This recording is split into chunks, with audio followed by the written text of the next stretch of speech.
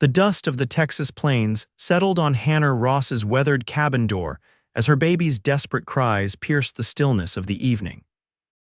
It was 1875, and the harsh realities of frontier life had never felt more crushing than they did in this moment, when her 6-month-old daughter's hunger could not be satisfied by her dried-up breasts. Hannah dabbed sweat from her brow with a threadbare handkerchief, pacing the worn plank floor as little Emma's wails grew more frantic. 3 days since her milk had failed completely. 3 days of watching her child grow weaker, her own body betraying them both after her husband's death, had left them stranded on this remote homestead 15 miles from the nearest town. "Hush now, sweet girl," Hannah whispered, her voice cracking as she rocked Emma against her shoulder. "I know you're hungry, I know." The drought had claimed most of their livestock, and the cow had died 2 weeks past. With no horse and a baby to carry, walking to town for help was nearly impossible. Hannah had been stretching their meager supplies, eating barely enough to stay conscious herself, hoping her milk would return. It hadn't. As the sunset painted the small cabin in crimson shadows, Hannah gazed through the window at the dusty trail leading toward their property. No one had passed this way in weeks. The neighboring homestead had been abandoned months ago when the Keller family gave up fighting the unforgiving land and headed back east. Hannah laid Emma in the handcrafted cradle, the baby's cries now weakened to whimpers that frightened Hannah more than the screaming had. Determination hardened her features as she reached for her husband's old rifle. She would find anything to feed her child come morning. A movement on the distant horizon caught her attention. Squinting against the dying light, Hannah made out a lone rider approaching at a steady pace. She clutched the rifle tighter, her heart pounding. Visitors were rare in these parts and not always welcome. As the rider drew closer, she could make out the broad-shouldered silhouette of a man, his hat pulled low against the setting sun. More curious, though, was the strange bundle secured to the back of his horse. Hannah positioned herself in the doorway, rifle raised cautiously. "That's far enough, stranger," she called when he was within earshot. The rider pulled his horse to a stop, raising one hand slowly while keeping the other on his reins. "Madam, I mean no harm," he said, his voice deep but gentle. "Name's Adam Easton. I heard a baby crying from the trail. Thought someone might be in need of help." Hannah's gaze flicked to the bundle behind his saddle, now clearly visible as a small, cream-colored goat secured carefully with rope. Her arms trembled slightly as she lowered the rifle a few inches. "Why do you have that goat?" she asked, her voice betraying more hope than she intended. Adam removed his hat, revealing kind blue eyes set in a sun-weathered face. He couldn't have been more than 30, with sandy brown hair and a neatly trimmed beard. "I was passing through Cottonwood Creek when the general store owner mentioned a widow with a young baby lived out this way. Said you lost your cow recently?" He gestured toward the goat. "Thought you might have need of her. She's a fine milker." Hannah's eyes filled with tears as Emma's weak cries resumed from inside the cabin. "You brought that goat. For us, you don't even know us." Adam's expression softened. "Madam, out here, folks need to look after each other. May I approach? The little one sounds mighty hungry." Hannah nodded, stepping aside as Adam dismounted, carefully untied the goat and led both animals toward the cabin. Up close, she could see the kindness in his eyes matched by the gentle way he handled the goat. "This here's Maybelle," he said, patting the goat's side. "She's gentle and her milk is sweet. Do you have a pail?" Hannah hurried inside, returning with a small metal bucket, her hands shaking as Adam positioned himself beside Maybelle and began to milk her with practiced efficiency.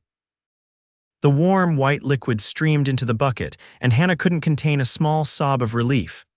"I need to warm and dilute it slightly for the baby," she explained, taking the half-filled bucket with reverence. Would you like to come inside while I prepare it?" Adam nodded, securing his horse to the porch post and leading Maybelle to a patch of scrubby grass nearby. Inside the small cabin, Hannah worked quickly to prepare the milk while Adam stood awkwardly by the door, hat in hands. "How old?" he asked softly, looking at Emma. 6 months, Hannah replied, testing the temperature of the milk on her wrist before filling a small glass bottle fitted with a rubber nipple, one of her few prized possessions ordered from a catalog months earlier. "Her name is Emma."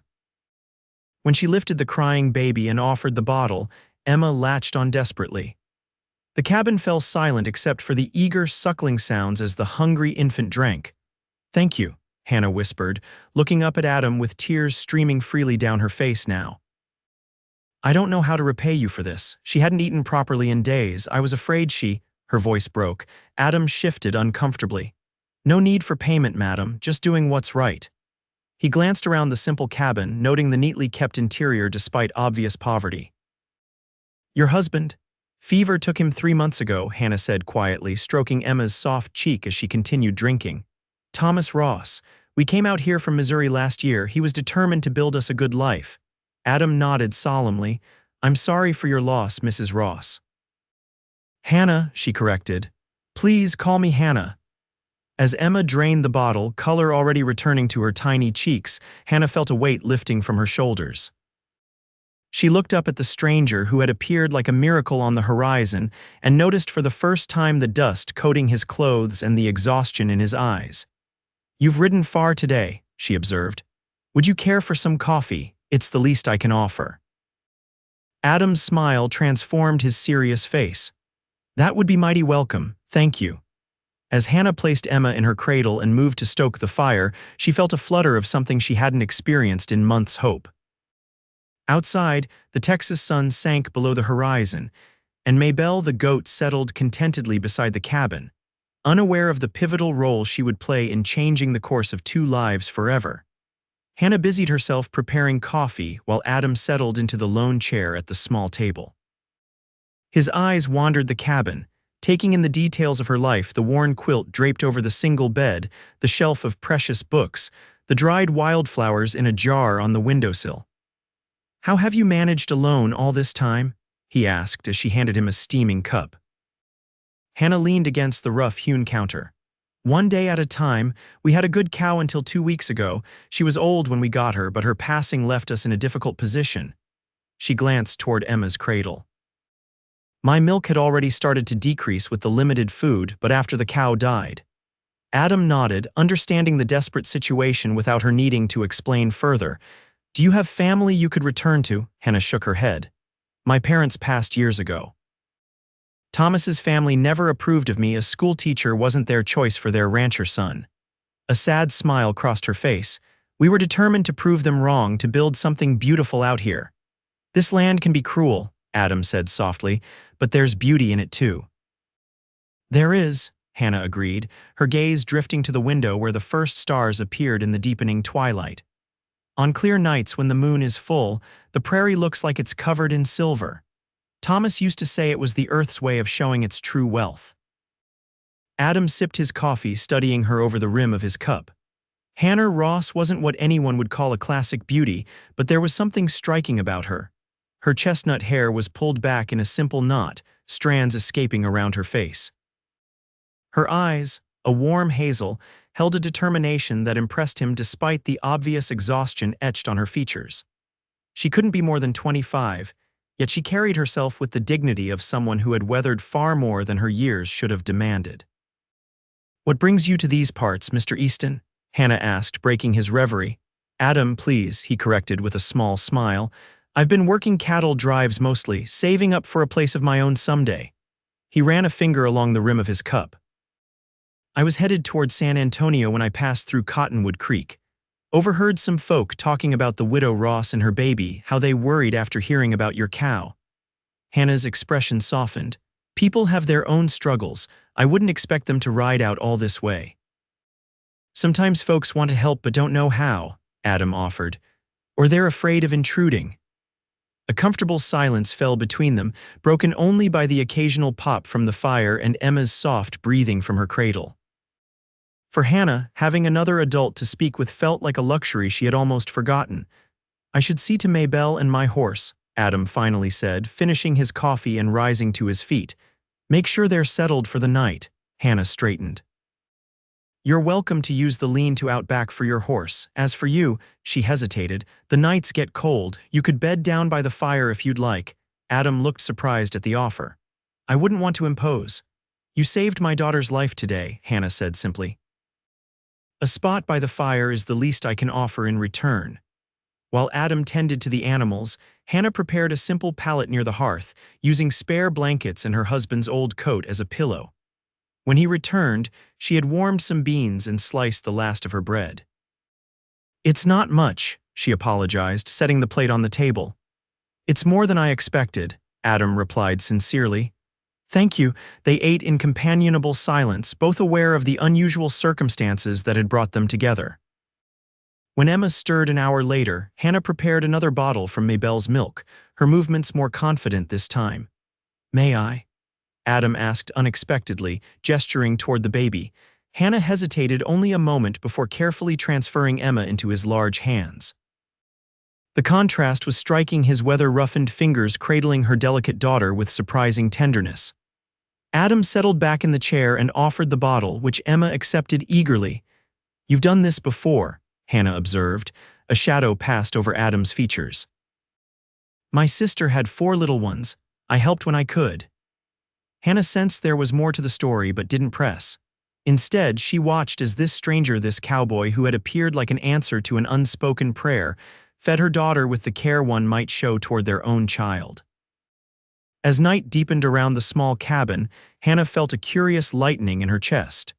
For the first time since Thomas's death, she wasn't carrying the weight of survival entirely alone.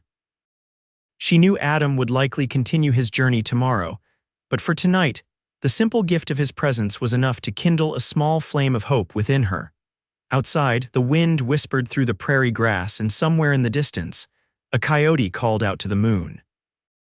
Inside the cabin, 2 strangers bound by an act of kindness shared the quiet comfort of knowing that, at least for this moment, neither was completely alone in the vastness of the frontier. Morning came with the soft bleating of Mabel outside the cabin window. Hannah stirred, momentarily disoriented by the sound until memories of the previous day flooded back.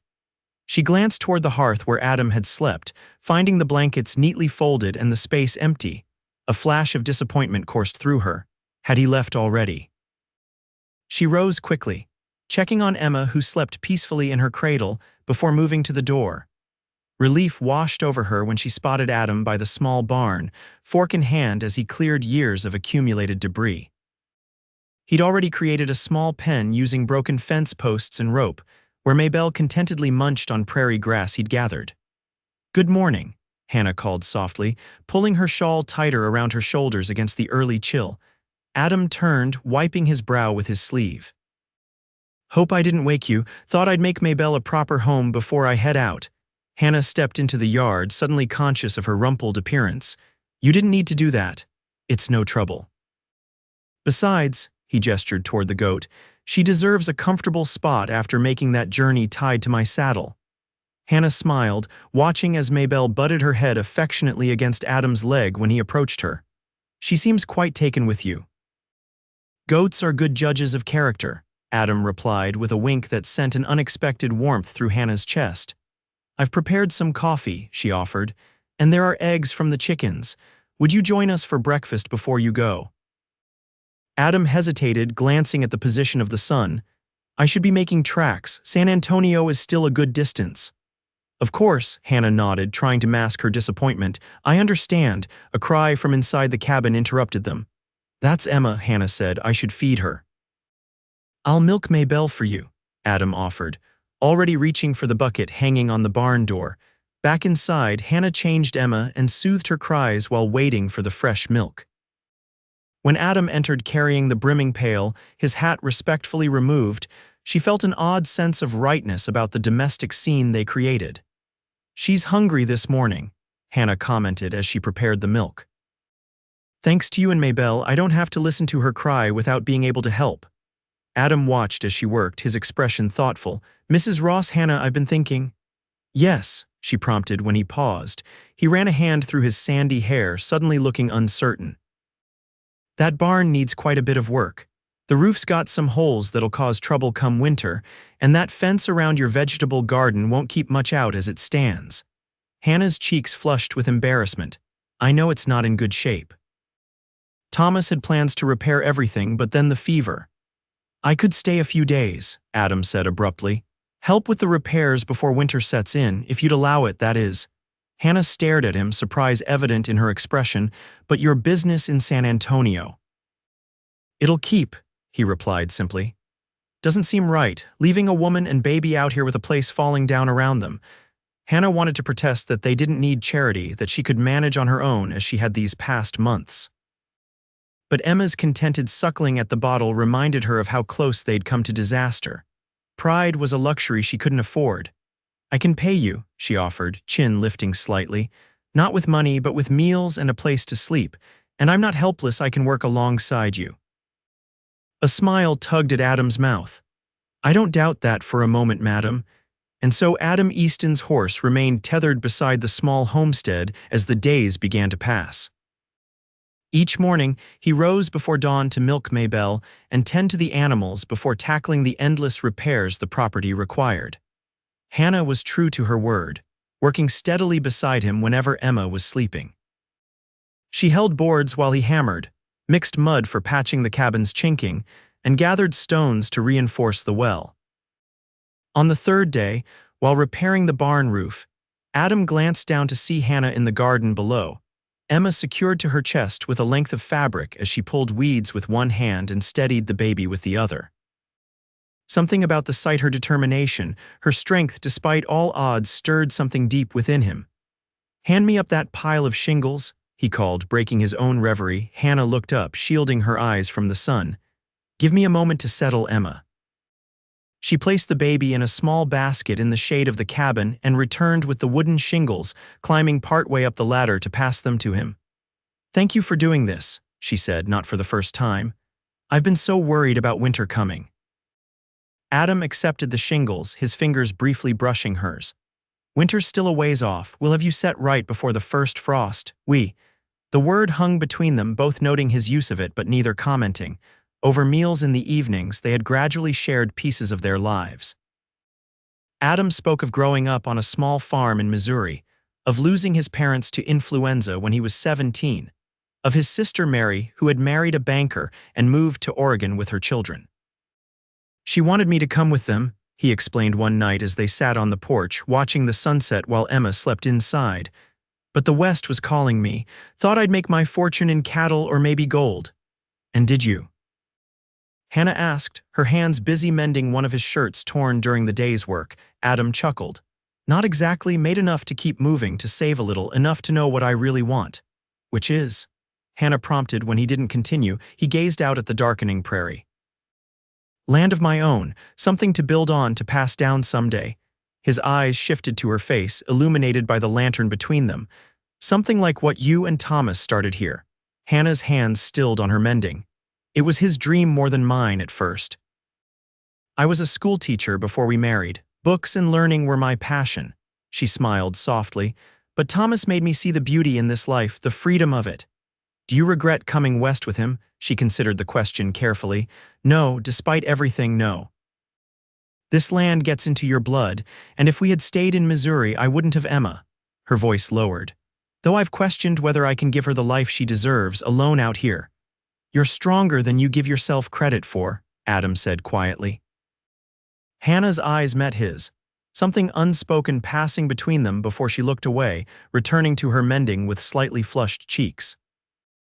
On the 7th day, Adam rode into Cottonwood Creek for supplies, returning with not only nails and tools but also flour, sugar, coffee, and most surprising, a small wooden toy for Emma. "It's a lamb," he explained somewhat self-consciously as he handed the carved figure to Hannah. "Thought she might like something to hold on to when she's bigger." Hannah ran her fingers over the smooth wood, touched by the thoughtfulness of the gesture. "It's beautiful. Did you buy this in town?" "Made it, actually," Adam admitted, rubbing the back of his neck. "In the evenings, after you'd gone to bed, my father taught me whittling when I was a boy." The realization that he'd spent his precious rest time creating a gift for her daughter stirred emotions Hannah hadn't allowed herself to feel in a long time. "Thank you," she said simply, unable to express the fullness in her heart. That evening, after Emma had been fed and settled in her cradle, Hannah brought out a small wooden box she kept beneath her bed. From it, she withdrew a book of poetry, its binding worn from frequent handling. "Thomas used to tease me about bringing these instead of more practical things," she said, offering the book to Adam. But on the hardest nights after he was gone, these words kept me company. Adam accepted the book carefully, opening it to where a pressed wildflower marked a page. "Hope is the thing with feathers," he read aloud, his voice giving the words a depth Hannah hadn't heard before. "You read well," she observed with surprise. Adam looked up with a small smile. "My mother was insistent that her children be educated, even when my father thought farm work more important than books. She would have liked you." "And I think I would have liked her," Hannah replied softly. As Adam continued reading Emily Dickinson's verses aloud, Hannah allowed herself to close her eyes and simply listen. The deep timbre of his voice filled the small cabin, creating an intimacy neither had anticipated when he'd first appeared with a goat on his horse barely a week ago. Outside, an autumn storm began to gather, distant thunder rolling across the plains as the first heavy drops of rain struck the newly repaired roof. Neither Hannah nor Adam moved to light additional lamps as darkness settled fully around them. In the dim glow of the hearth fire, with poetry flowing between them and a sleeping baby as witness, something fragile and precious was taking root, something neither was ready to name, but both could feel growing with each passing day. The storm that arrived that night brought the first real rainfall the region had seen in months. For 3 days, water poured from the skies, turning the dusty yard to mud and keeping them confined to the cabin and barn. Hannah watched with quiet appreciation as Adam transformed a corner of the barn into a proper workshop, crafting a small table and chair for Emma from scraps of wood during the long, wet days. His hands, so large and weather-roughened, showed surprising delicacy when working with the tools.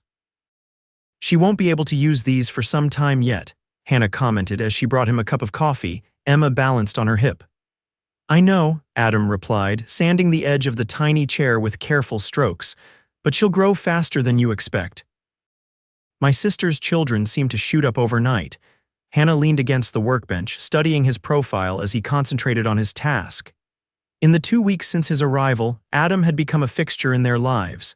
Each morning, Emma's face lit up at the sight of him. Each evening, the conversation flowed more easily between them.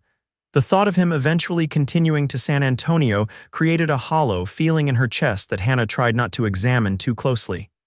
"Why did you really stop here that day?" she asked suddenly. "The truth, please." Adam's hands stilled on the wood. For a long moment he didn't answer and Hannah feared she had overstepped. Finally, he set down the sandpaper and turned to face her. "I heard about you in town," he admitted. "A widow alone with a baby, miles from help. They said your cow had died and some feared."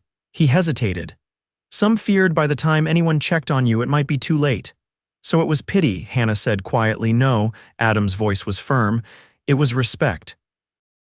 They spoke of how you'd refused offers to move to town after your husband died, how you were determined to hold onto the land he loved." His eyes held her steadily. "I admired that kind of courage before I ever laid eyes on you." Hannah felt her cheeks warm under his gaze. "And the goat. Was that coincidence?" A slight smile crossed Adam's face. "I traded my spare pistol for her. The general store owner thought I was touched in the head giving up a good colt for a scraggly goat." "You traded a pistol?" Hannah couldn't hide her shock. Such a weapon was valuable on the frontier, often the difference between life and death. "Adam, that was foolish." "Maybe," he conceded, "but I figured a man with 2 pistols had one to spare, and a baby with no milk had none to spare." He reached out hesitantly, his fingers lightly touching Emma's chubby hand. The baby immediately gripped his finger, gurgling happily. "Looking at her now, I'd say it was a fair trade." Hannah swallowed past the tightness in her throat. "When do you plan to continue to San Antonio?" Adam's eyes remained on Emma, his expression unreadable. "There's still much to do here before winter. The chicken coop needs reinforcing and the well could use a proper cover." He finally looked up. "Unless you're eager to see the back of me." "No," Hannah said too quickly, then collected herself. "I mean, your help has been invaluable, but I don't want to keep you from your own plans." "My plans can wait," Adam replied simply. "Right now, this feels like where I'm supposed to be." The intensity of his gaze made Hannah's heart quicken. Emma chose that moment to squirm and fuss, breaking the tension between them. "She's ready for her afternoon feeding," Hannah said, grateful for the distraction. "I should get back to the house." As she walked through the rain back to the cabin, Hannah tried to make sense of the emotions swirling within her. It had been only 15 months since she'd buried Thomas, the man she had expected to spend her life with. Was it disloyal to feel this growing attachment to Adam? Or was it simply the natural human need for connection, intensified by their isolation? That night, as a particularly violent thunderclap woke Emma, Hannah found herself pacing the floor with her crying daughter while Adam stoked the fire higher against the unusual chill. "Here," he offered, holding out his arms. "Let me try." Too exhausted to protest, Hannah transferred the wailing baby to him. Adam cradled Emma against his chest, beginning to hum a low, soothing melody as he moved around the small room. To Hannah's amazement, Emma's cries gradually subsided, her tiny body relaxing against Adam's broad shoulder. "How did you do that?" Hannah whispered as Emma's eyes finally closed in sleep. Adam continued his gentle, swaying motion. "My sister's youngest was colicky. Sometimes only movement and humming would settle him." Hannah sank into the rocking chair, watching as this man, still essentially a stranger despite the days spent working alongside one another, held her daughter with such natural ease. In that moment, the last of her reservations began to crumble. "She trusts you," Hannah said softly. Adam's gaze found hers across the firelit room. "And do you, Hannah, do you trust me?" The question held more weight than its simple words suggested. Hannah felt herself at a crossroads, knowing her answer would change something fundamental between them. "Yes," she whispered. "I do." The storm continued through the night, but within the cabin, a different kind of storm was brewing, one made of unspoken feelings and growing possibilities, as fragile and powerful as the new life Adam still cradled in his strong arms. When the rains finally ceased, the land around the homestead had transformed. The creek that had been nearly dry now flowed vigorously, and tender green shoots pushed through the previously parched earth. It was as if the world had been holding its breath, waiting for this renewal. Hannah stood in her garden, examining the vegetables that had sprung back to life with the rainfall. The squash vines stretched toward the sun, and the bean plants showed new blossoms. With proper care, they might still harvest enough to preserve for winter. "The corn's a lost cause," Adam said, coming to stand beside her. "But these potatoes look promising." Hannah nodded, reaching down to feel the soil around the potato plants. "We'll need more than this to get through winter, but it's a start." "I was thinking about that," Adam said, removing his hat and turning it in his hands, a gesture Hannah had come to recognize as a sign he was working through a difficult thought. "There's a settlement about 30 miles west where they've had better rainfall this season. They might be willing to trade." "Trade for what?" Hannah asked. "We have little to offer." "I'm handy with carpentry now, as you've seen," Adam replied. "And you mentioned you were a school teacher. There are families with children who'd value some education." Hannah considered his words. "You're suggesting we travel there?" "I am," Adam confirmed. "Just for a few days, long enough to make some arrangements that might see you and Emma through the winter more comfortably." Hannah looked toward the cabin where Emma napped. "It's a long journey with a baby." "We'd take it slow," Adam assured her. "Camp one night along the way. Maybelle would come with us for Emma's milk."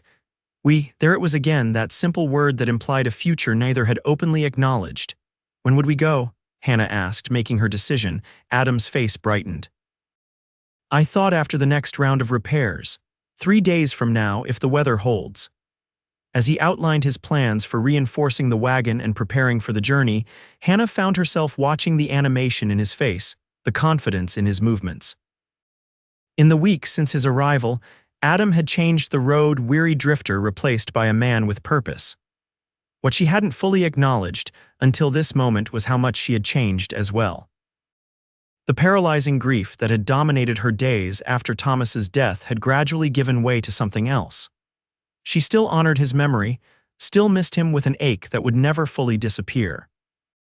But alongside that ache now grew a tentative hope, a willingness to imagine a future beyond mere survival.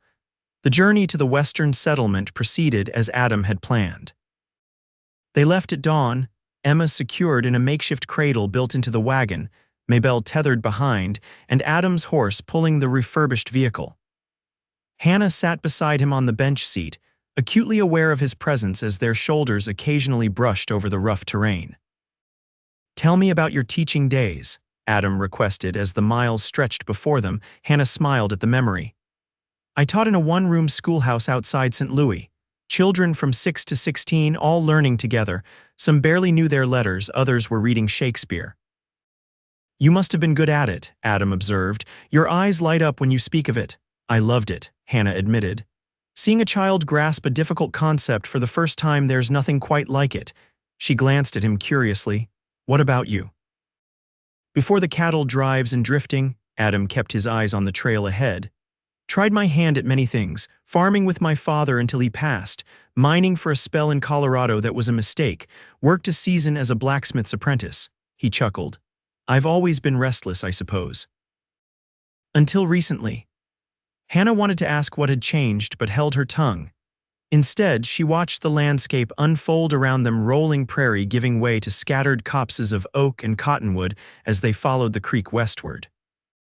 They made camp that evening beside a small tributary, the wagon positioned to provide shelter from the wind. Adam constructed a simple lean-to for additional protection and built a fire while Hannah tended to Emma and Maybelle. As darkness fell, they sat side by side before the crackling flames, Emma sleeping peacefully nearby. The vastness of the star-filled sky above them created an intimacy that the cabin, for all its coziness, had never quite achieved. I never thanked you properly, Hannah said after a long, comfortable silence. Adam turned to her, his face half illuminated by the firelight. For what? For saving us, she said simply. Not just with Maybelle and the milk, for everything since. Adam shook his head slowly. You don't owe me thanks, Hannah. You've given me something too. What could I possibly have given you? She asked. He was quiet for so long that Hannah thought he might not answer. When he finally spoke, his voice was low and earnest. Purpose. A reason to stop wandering. His eyes held hers across the small distance between them. I've spent years moving from place to place, never feeling like I belonged anywhere, but these past weeks at your homestead. He hesitated. It's the first time in my life I've felt truly needed. Hannah's breath caught in her throat. Is that why you stayed? Because you felt needed? At first, maybe, Adam acknowledged. But now? He reached out slowly, giving her time to pull away if she wished, and gently tucked a strand of hair behind her ear. Now there are other reasons. The touch of his fingers against her cheek sent warmth cascading through Hannah. For a breathless moment, she thought he might lean closer, might close the distance between them entirely. Instead, he withdrew his hand, respect evident in his restraint. We should rest, he said quietly. Tomorrow will be a long day. Hannah nodded, unable to find her voice. As she settled into her bedroll beside Emma, she could hear Adam moving around the camp, checking on the animals one final time before taking his place on the opposite side of the fire. Sleep was elusive as Hannah replayed his words in her mind. Other reasons. The implication hung in the cool night air, full of possibility and fraught with complication. Thomas had been gone just over a year. Was it too soon to consider opening her heart again? What would people think if she did? Yet as she finally drifted toward sleep, one thought remained clearer than all others, the feeling of rightness when Adam was near, as if a piece long missing had somehow found its way home. The settlement of Willowbrook exceeded Hannah's expectations. Unlike the rough and tumble nature of many frontier towns, this community showed signs of permanence and civilization. A proper general store, a small church, and several well-constructed homes surrounded a central square. Most surprising was the half-built schoolhouse on the eastern edge of town. As they pulled their wagon to a stop before the general store, they drew curious glances from the townspeople. A middle-aged man with a friendly face emerged from the store, wiping his hands on his apron. "Welcome, travelers," he called. "Sam Jenkins at your service." "Don't believe we've had the pleasure." Adam jumped down from the wagon and extended his hand. "Adam Easton, this is Hannah Ross and her daughter Emma. We've come from near Cottonwood Creek." Sam's eyebrows rose in recognition. "The widow Ross heard about your situation some weeks back." "Glad to see you looking well, madam." Hannah nodded politely, uncomfortable with being known by strangers, but Adam smoothly continued, "We've come to see about trading. Mrs. Ross was a school teacher back east, and I've some skill with carpentry." Sam's expression brightened considerably. "Is that so? Well now, that's mighty interesting. We've been trying to establish a proper school here, but our last teacher left for Denver, and we're always in need of skilled hands." He gestured toward the unfinished schoolhouse. "Been working on that building for months, but no one here has proper training for the finer details." By afternoon, word had spread through Willowbrook of the visitors' skills. The town council, consisting of Sam Jenkins, a doctor named Frederick Palmer, and a formidable woman called Martha Wilkins, convened an impromptu meeting at the general store. "We're prepared to offer you both a proposition," Dr. Palmer announced after introductions were complete. "Mrs. Ross, if you would consider teaching our children 3 days a week, and Mr. Easton, if you would oversee the completion of the schoolhouse and some other needed carpentry around town, we would provide substantial payment in goods and foodstuffs." Hannah and Adam exchanged surprised glances. "That's very generous," Hannah began, "but we would need to travel back and forth with winter coming." "We've thought of that," Martha Wilkins interjected. "There's a small cabin just outside town currently unused. You could stay there during your teaching days, then return to your homestead between times." Hannah's mind raced with the implications. The arrangement would solve their food concerns for winter and provide much-needed income. But it would also mean accepting a more permanent partnership with Adam, something neither had openly discussed. "Could we have some time to consider your offer?" Adam asked diplomatically. "Of course," Sam agreed. "In the meantime, please accept our hospitality. Martha has rooms available at her boarding house." As they walked from the store toward the boarding house, Emma contentedly cradled in Hannah's arms. Adam kept his voice low. "It's a good opportunity, Hannah, but I understand if you're hesitant about the arrangement." Hannah glanced up at him. "It's not that, it's just, this would mean." She struggled to articulate the subtle shift such an agreement would represent. "I know," Adam said simply. "It's a lot to consider." That evening, after being shown to separate rooms in Martha's immaculate boarding house, Hannah stood by her window, gazing out at the small but thriving settlement. Emma slept peacefully in a borrowed cradle, her little face relaxed in complete contentment. A soft knock at the door drew Hannah's attention. She opened it to find Adam standing in the hallway, hat in hand. "May I come in?" he asked. "Just to talk." Hannah nodded, stepping aside to allow him entry. With Emma present, there was nothing improper about their meeting, yet Hannah felt a nervous flutter in her stomach as Adam took the chair beside the window. "What do you think of their offer?" he asked directly. Hannah sat on the edge of the bed. "It would solve many problems," she acknowledged. "The extra food, the opportunity to teach again." "But," Adam prompted when she hesitated. Hannah met his gaze steadily. "But it would mean you and I presenting ourselves as partners of some kind. People would make assumptions." Adam nodded slowly. "They would." He leaned forward, elbows on his knees. "Hannah, I need to be honest with you. When I first arrived at your homestead, I had no intentions beyond helping a widow and child in need, but these weeks with you and Emma." He paused, gathering his thoughts. "I care for you both, more than I expected to. More than might be proper, given how recently you lost your husband." The directness of his admission left Hannah momentarily speechless. She had felt the growing connection between them but hadn't dared name it, even to herself. "I don't wish to dishonor Thomas's memory," she finally said. "He was a good man, a good husband. I would never ask you to forget him," Adam assured her. "He'll always be Emma's father, always be part of who you are." Hannah twisted her hands in her lap. "People will talk if we accept this arrangement. They'll say it's too soon, that I'm being disrespectful." "People will always talk," Adam said gently. "The question is whether their talk matters more than what might be right for you and Emma." Hannah rose from the bed and moved to the cradle, looking down at her sleeping daughter. "When I lost my milk and couldn't feed her, I prayed for help. I never expected it to come in the form of a cowboy with a goat." She turned back to Adam with tears shimmering in her eyes. "But it did. You did. And every day since, you've shown us nothing but kindness and respect." Adam stood, crossing the room to stand before her, close but not touching. "I'm not asking for promises, Hannah. I'm just asking for a chance. We can tell the council we'll accept their offer as business partners, nothing more. Whatever grows between us can develop in its own time, if that's what you want." The understanding in his eyes, the patience in his voice, these were qualities Hannah had come to deeply appreciate about Adam Easton. He wasn't pushing, wasn't demanding.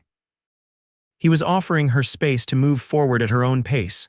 "I think," she said carefully, "that I would like to accept their offer, for practical reasons certainly, but also—" She took a deep breath.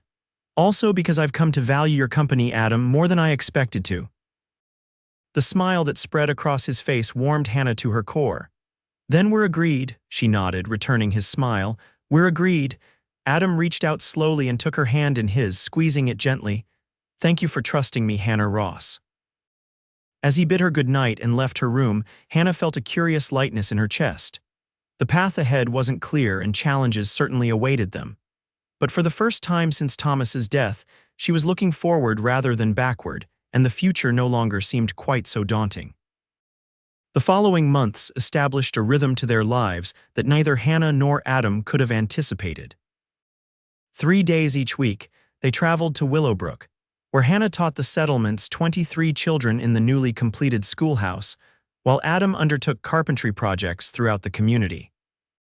The remaining days were spent at Hannah's homestead, continuing improvements and preparing for the approaching winter.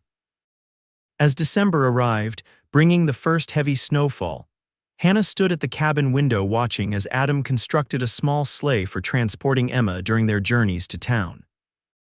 The baby, now nearly 9 months old, sat bundled in Hannah's arms, watching the falling snow with wide-eyed fascination. "Your first snow, little one," Hannah murmured, pressing a kiss to Emma's forehead. The past weeks had brought subtle changes to their relationship. Adam still slept in the barn when they were at the homestead, maintaining a respectful distance despite the increasing cold. But their evenings were spent in comfortable companionship, reading aloud by the fire or simply talking about their days. In Willowbrook, they occupied separate rooms at the boarding house, yet presented a united front to the community that led many to speculate about their relationship. Hannah found she minded the gossip less than she'd expected.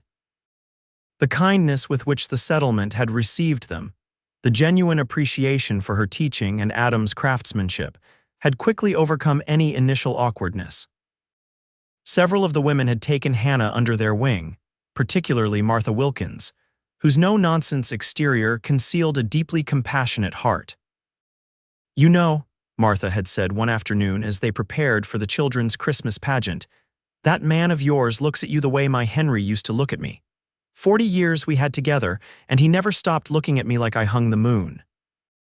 Hannah had blushed, instinctively beginning to explain that Adam wasn't her man, but Martha had waved away her protests.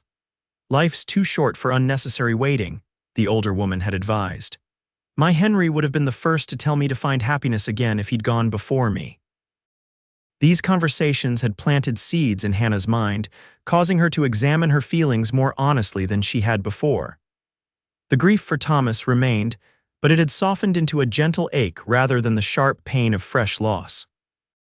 And alongside, it had grown something new, a deep affection for Adam that sometimes caught her breath when he entered a room or smiled at something Emma did. As Christmas approached, the homestead underwent a transformation. Adam cut a small pine from the creek bank and set it up in the cabin, where Hannah decorated it with paper stars and dried berries. He carved tiny wooden ornaments, a horse, a goat, a little girl that brought tears to Hannah's eyes with their thoughtfulness. On Christmas Eve, with Emma tucked safely in her cradle, they sat before the fire sharing the special meal Hannah had prepared: a roasted chicken, preserved vegetables from their successful trades, and a small cake made from precious sugar and dried apples. "I have something for you," Adam said as they finished their meal. He reached into his pocket and withdrew a small package wrapped in a square of cloth. Hannah accepted it with surprise. "But we agreed no gift supplies are too precious." "This didn't cost anything," Adam assured her.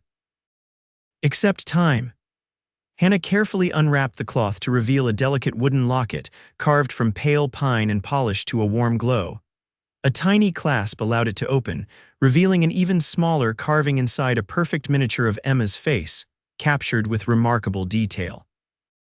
"Adam," she whispered, running her finger over the intricate work, "it's beautiful. How did you manage this?" "Worked on it during the evenings in the barn," he explained. "Do you like it?" "Like it, I love it." Hannah's eyes filled with tears. "I have something for you too, though it seems inadequate now." She retrieved a package from the shelf by the fireplace and handed it to Adam. He unwrapped it carefully to find a hand-knitted scarf in deep blue wool. "I unraveled one of my old shawls," Hannah explained. "Martha helped me with the dyeing, blue to match your eyes." Adam ran the soft wool through his fingers. "No one's made me anything like this since my mother passed. Thank you, Hannah." The firelight cast a warm glow over the cabin as they sat in companionable silence, each appreciating the other's gift. Outside, snow continued to fall, insulating the small homestead in a blanket of pristine white. "I've been thinking," Adam finally said, his voice thoughtful, "about spring and what comes next." Hannah looked up from the locket she still cradled in her palm.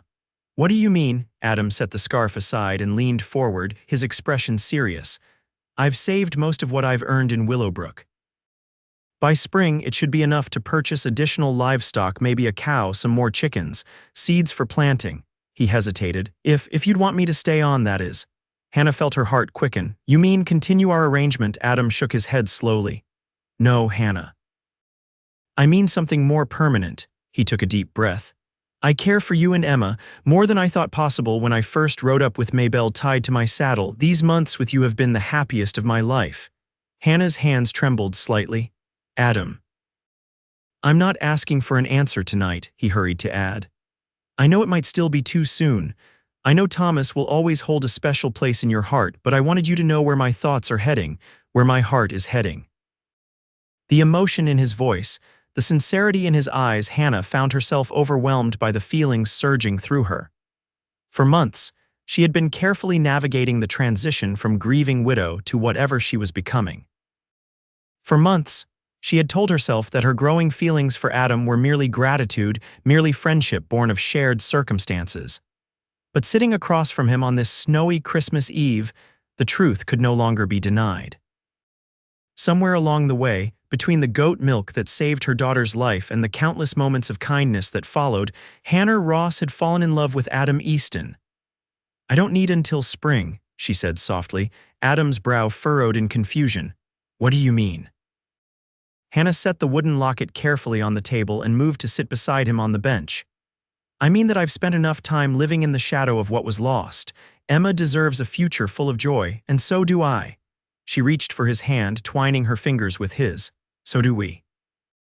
The hope that bloomed in Adam's eyes nearly undid her. "Hannah, are you saying?" "I'm saying that I want you to stay," she whispered. "Not as a hired hand or a business partner, but as—" She faltered, suddenly uncertain of the proper words. Adam's free hand came up to cup her cheek, his touch reverent. "As your husband," the word hung in the air between them, full of promise and possibility. Hannah leaned slightly into his touch. "Yes," she answered simply, "if you'll have us." Adam's smile was radiant in the firelight. "Hannah Ross, I've been yours since the moment I heard your baby crying and knew I had to help. I just didn't know it yet." Slowly, giving her every opportunity to withdraw, Adam leaned forward. When his lips finally met hers, Hannah felt as though something long broken inside her had finally begun to heal. The kiss was gentle, almost tentative, yet it contained a promise of deeper passion to come.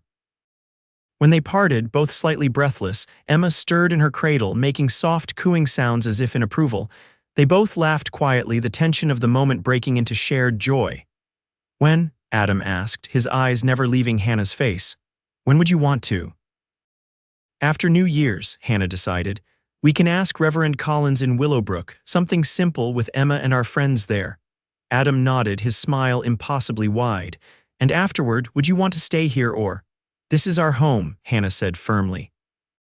"Thomas began it, but we'll continue it, build it into something even better for Emma and perhaps—" She blushed. "Perhaps for other children someday." Adam's eyes darkened at her words. He brought her hand to his lips, pressing a kiss against her knuckles. "I would like that very much."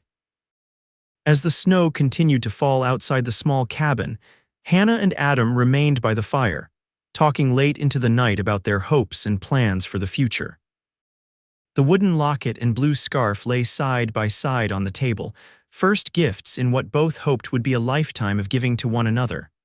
Later, when Adam finally rose to return to his bed in the barn, Hannah walked with him to the door. Their goodbye kiss lingered, no longer tentative but full of the promise of what their future together would hold. "Merry Christmas, Hannah," Adam whispered against her lips.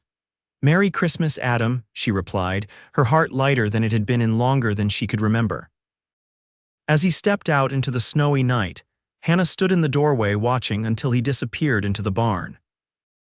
The cold air against her warm cheeks reminded her of how far she had come from that desperate day when her baby cried with no milk to drink, and a cowboy rode back with a goat on his horse. Spring arrived on the plains with a burst of wildflowers and new beginnings. The small homestead, once teetering on the edge of abandonment, now hummed with activity and life. A newly constructed fence enclosed an expanded garden where rows of vegetables pushed through the rich soil. In the barn, Maybelle had been joined by a young milk cow, 6 chickens, and 2 horses that grazed contentedly in the adjacent pasture. Hannah stood on the porch, her hair loose around her shoulders in the warm breeze, watching as Adam demonstrated to 13-month-old Emma how to pet the new foal that had been born just a week earlier. The baby girl's delighted giggles carried across the yard, bringing a smile to Hannah's face. 3 months had passed since their wedding day, a simple ceremony in Willowbrook's small church, with Emma in Hannah's arms and their newfound friends gathered to witness their vows. Martha Wilkins had hosted a celebratory meal afterward, and Sam Jenkins had presented them with a wooden sign carved with Easton Homestead that now hung proudly beside their front door. Life had settled into a pleasant rhythm. They still traveled to Willowbrook 3 days each week, Hannah continuing her teaching and Adam his carpentry. But now they returned to a shared home, a shared bed, and a shared future that grew more promising with each passing day.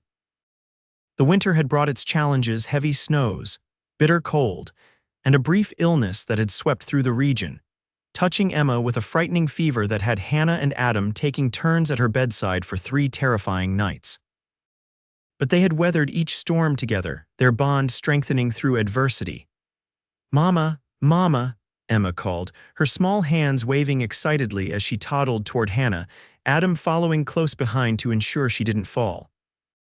Hannah knelt to catch her daughter, marveling at how quickly she was growing. Her dark curls, so like Thomas's, framed a face that showed more of Hannah's features each day. But her smile that was entirely her own, bright and determined, full of curiosity about the world around her. "She's fearless with that foal," Adam commented as he joined them on the porch. "Just reached right out and patted its nose." "Like her father," Hannah said, the words coming naturally now. In the months since their marriage, they had established that Emma would know of Thomas, would understand he had been her first father. But Adam was now her father in every way that mattered day to day, and the love between them was beautiful to witness. Adam's eyes softened at Hannah's words. He reached out to brush a strand of hair from her face, his touch lingering against her cheek. "I have news from town," he said. "Dr. Palmer confirmed it yesterday." Hannah's breath caught, hope and nervousness mingling in her chest, and Adam's smile broadened. "He says you're about 3 months along.